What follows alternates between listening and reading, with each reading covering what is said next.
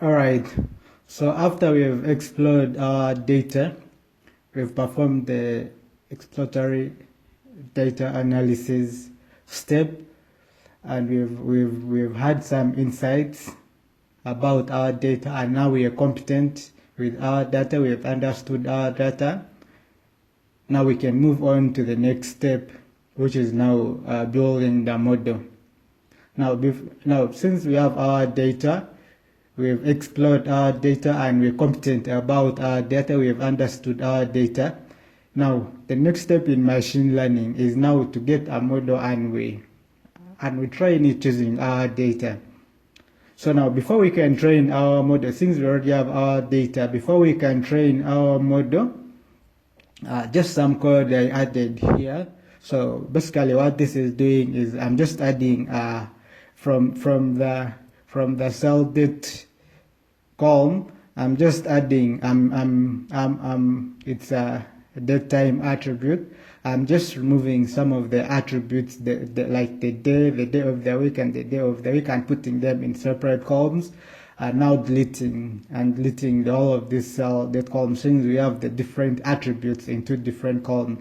That will help us when we're building the model. So now let's just try to review our data from before we can fit it. We can fit the model. So that's our data. So there were 53 columns. Now we have 57 columns. All right. Now, since we already have our data, let's get a model. Let's train a model. Now, for this specific type of problem that we're trying to solve, we're trying to predict a price, and a good candidate for this is a random forest regressor. And a random forest regressor is a model provided by scikit-learn. Now, what's scikit-learn? Scikit-learn is a Python library that is used for machine learning. So scikit-learn has already built-in models that we can just train out of the box. So for this specific type of problem, scikit-learn, we're going to use this model from scikit-learn. That's why we're importing. So scikit-learn is a Python library.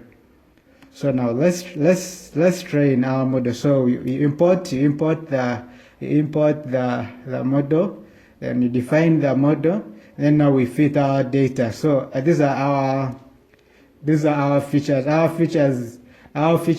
This is all the fields of our data frame, apart from the label. The labels now, this is the column that you're trying to predict. That's the sell price. So now let's training our model. We've defined the model. Now we're training. Now let's run this cell and try to see what happens. Now you see we have an error. Let's try to look at this error, what this error is. So now this call, it could not convert string to float. So now we have our data and we're trying to train our model using our data, but we're getting an error.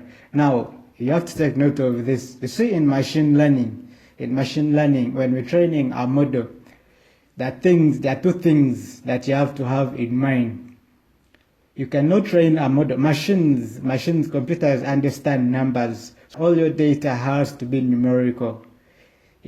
Our model will not understand strings and all that. They have to be numbers. They have to be numerical. That's the first thing before you train a model. Then the second thing is we cannot. You remember Cargo told us that there are some values that are null. There's some variables that are null, and in machine learning, when you're training a model, we cannot train data from that has nulls in it. So we have to work on the nulls, and we also have to work on the strings, the non-numericals. So that's why we're getting this error, because of those two. All the two affect us when you're trying to train the model. So now let's try to look. Now you remember Kaggle, when we're trying to go the manual exploration of our data in Kaggle. Kaggle told us a certain type of machine can have nulls. It can have nulls. What means it's not missing, but maybe that type of machine maybe doesn't have like it doesn't have like maybe like it doesn't have a wheel loader. So it does not mean that our data is messed up. Maybe when we're trying to collect the data and we no, that is the data, that is the meaning of the data. So we have to try to see a way of how we're going to work upon our missing variables. All right, first and foremost, now let's try to see. Now, this is again a function that is going to tell us how the missing variables per column. Let's run that and see. All right, so you can see all the columns that have missing variables, and how many are there. You see there are quite many. There is this, all those have missing variables. So now, first and foremost, let's try to. Now, what we're going to try first is we convert the strings before we can work on the missing variables. Let's first try to convert the strings. The strings here. These are the objects. You see, all these the objects. All these are strings, and these are non-numericals. The object data type in pandas, these are non-numericals. So let's first try to work on those columns. Then now later we shall work. On the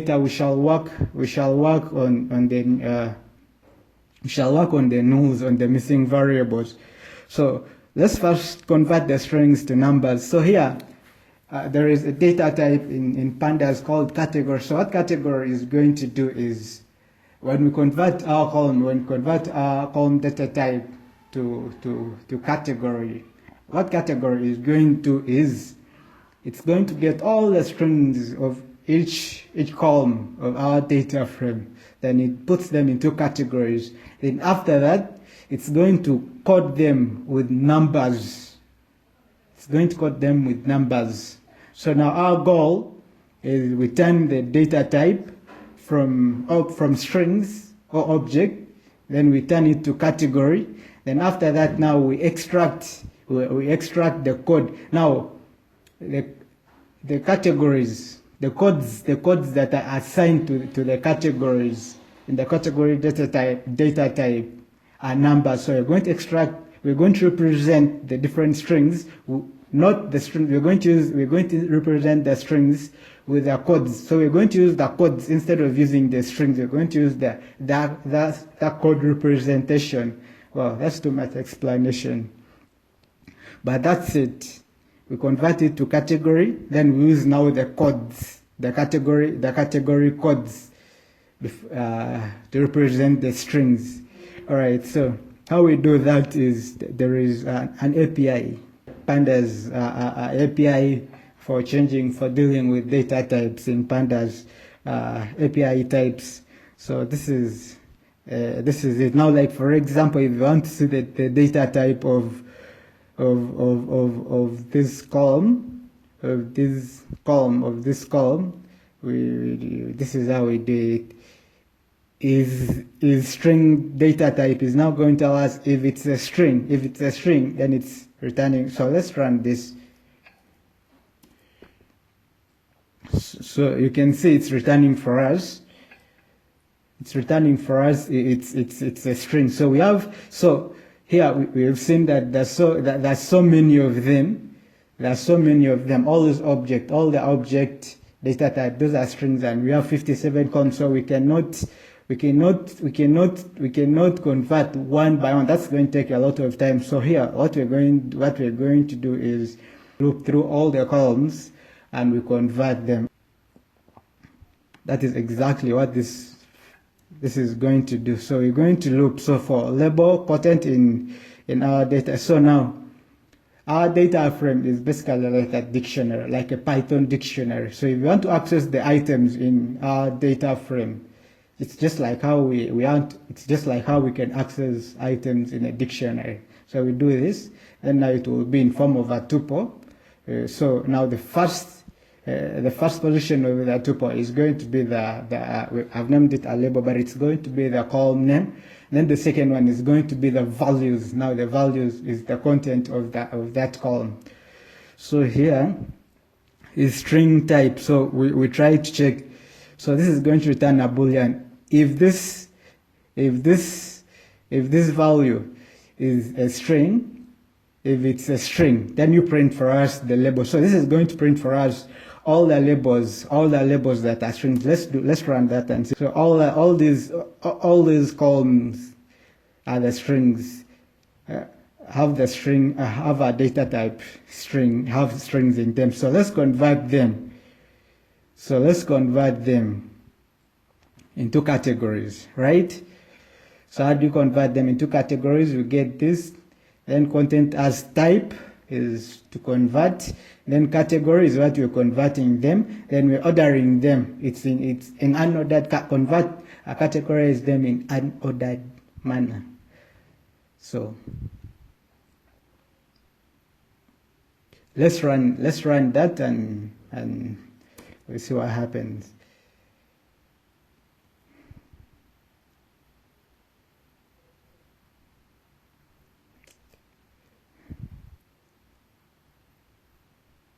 So that's done. So let's try to check. If they've been converted. If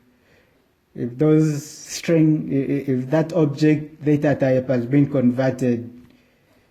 If they've been converted into categories. All right. Now you can see all our columns that had object have now been converted into category. All right. So now the next step is now to convert them, to represent them using their codes, not the categories. First and foremost, let's try to view the categories. Like for example, state. You've seen it is organized them from Alabama, Alaska, all that to this. All right, now those are the categories. Now let's see the codes that it has encoded them with. So for that specific, so you see the first 0, 1, that with all that up until the last, those are numbers. All right, now next. Now since we've converted from strings to categories, now the only remaining thing that we have to do is to just represent them using the codes. Now before that, now let's fill the missing variables, the nulls in our data frame. So before we can run, now let me just try to explain what exactly the code is doing. So we're going to fill the missing with median. We're going to why we are filling with median is more robust. Let me try to explain this way. Now imagine, I don't know, I think let me try to use an example. Let me just try to use an example. Let's say we have our cells. Let's say you have an online shop that you're selling a certain product that is costing $40. Now at the end of the month, you have let's say like you have 16 cells. Yeah. Let's say like you have made 16 cells in a month, right? But the cost of the items that you're selling, let's say like is $30. Yes? Let's say like it's $30.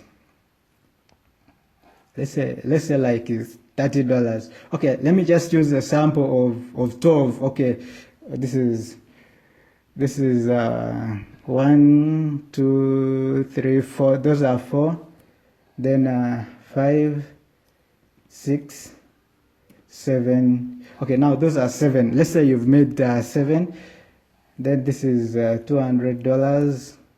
and let's say like 210. So these are how many.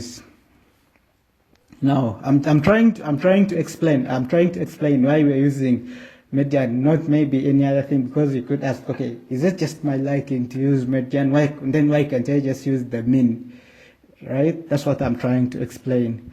So now we have a pandas series. Basically, this is a pandas series. It's not like anything. So we have cells. These are 1, 2, 3, 4, 5, 6, 7, 8, 9. We have nine cells. Now this is a cell of a certain item. Let's say like you're selling an item. What can I say? Let's say you're selling batteries.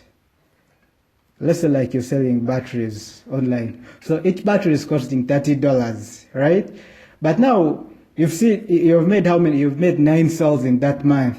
But now it's cost each battery. The batteries cost $30. So that's what everybody is buying, the batteries. But now in that month, it so happens that it's your birthday. Then your mom decides to buy your battery at $200 as a gift to you for your birthday. And also your brother does the same. That shall say, okay, you see what? Let's surprise you by buying your batteries at $200 and at $210 each. You understand? Then they tell you, hey, you know what? That was just a birthday surprise for you. We bought your batteries at that price. So you will take the money. So at the end of the month, when you're trying to balance yourself, the month you're trying to balance yourself. Maybe when you're trying to make entries, the data entries, and to save your cells, you forgot. Now actually you made 11 cells, but out of the 11 cells, you forgot to add two cells. Yeah, you forgot to add 2 cells. So now you're giving this to a data analyst to analyze for you, and you know where to be. He cannot contact you, and he has to produce this work within a certain time frame that you're not going to be available. So if you're a data analyst, what you do here is, now let's try to take the mean. Let's try to take the mean of this. If we try to take the mean of that, it becomes 68. It's 68, the mean. But now, when we take the median, now let's also try to take the median. Let's take the median. Let's try to take the median also and say, so the median is 30. But our mean is 68. Of course, you know how we calculate mean. You get the total sum of the samples divided by the number of samples. It's going to fall at 68. And our median is like the middle number when you organize all our cells from the smallest to the highest. Now, you see how the $200 and the $210 affects our cells.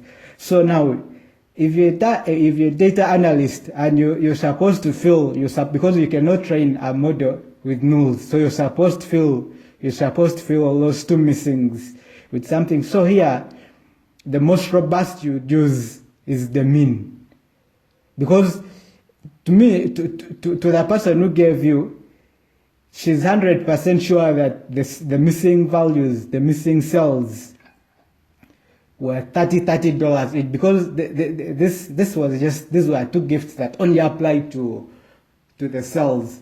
So you've seen taking the, I don't know but taking the median here makes more sense than using. So I've just used a sample of 9. Now you just imagine if your cells would be like 1 million rows. You would not come manually and start trying to say what would you take. So you just basically, so in most cases when you have numericals, when you have missings, it's always, median becomes always more robust. It's always more meaningful to use. All right, that was a lot of explaining, but I think You get what I'm trying to explain. So that's why we're using here. That's why we're using main here. So we're going to be filling the missings with our main. All right, I'm not going to print it. I don't want to print this. So here, now let me try to explain what we're doing here. So we're looping through our data frame. Then we're looking for the numericals, the columns that are numerical. Then we now this is returning a true or false. So if it's null, if it has nulls in it, then we're going to perform this. We're going to add a binary. Now, while we're adding a binary, we're adding a binary. We're adding a column. We add a column. Then we rename it. Then now a binary. It's going to fill that column with true and false. So if it's null, if it's a null, it's going to print true. Then if it's not missing, then it's going to print false. So why are we adding this column? We're adding this column because remember when we add then after now adding that, we fill it. We're going to fill that missing we're going to fill that missing the null with median. So why we're adding this binary column is, remember when we add median, we somehow change the meaning of our data frame that we've been provided. So when we're going to train our model, this is going to impact on the trained model that we're going to have.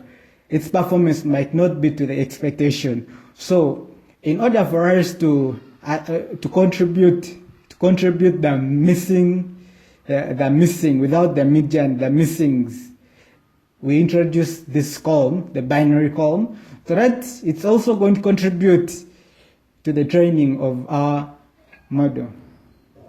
All right. That was a lot of explaining too, but let's run this cell basically and do that to the columns. All right, that took a very short time.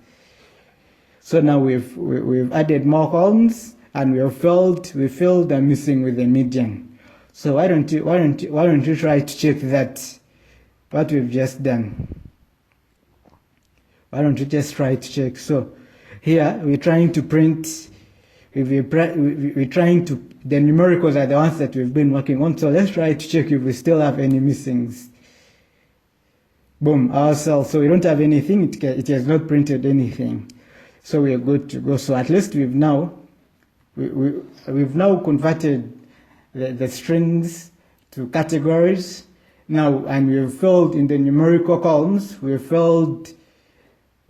added a binary column, then we've filled the missing with median. So the last thing that we're left with is now to represent our categories from the strings and use the codes representation.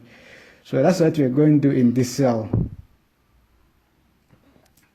That's what we are doing in this cell. All right, so now we are looping again through our data frame. Then we access each and every column. And then we're also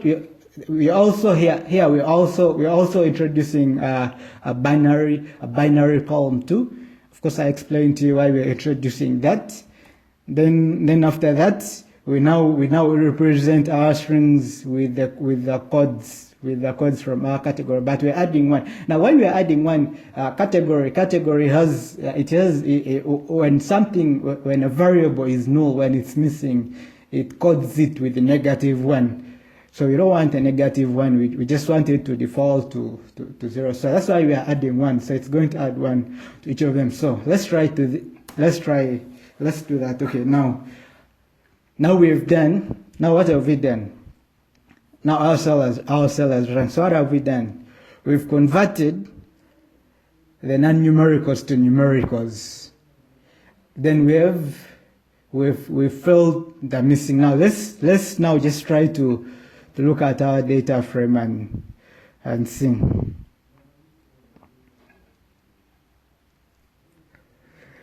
All right, we now have 103. Remember, when we started, we had 57 columns, but right now we have 103. We have 103.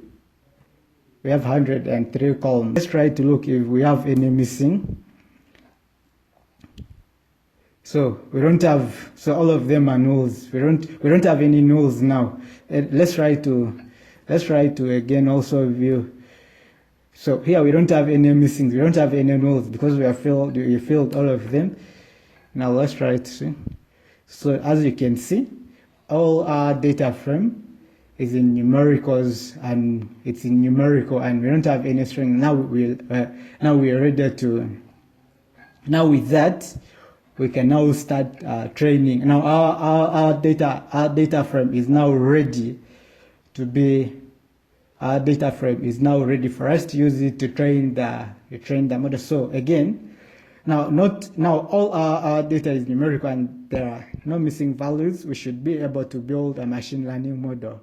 So now again, now I don't want, now the video is already almost have an hour. I don't want it to go past 30 minutes.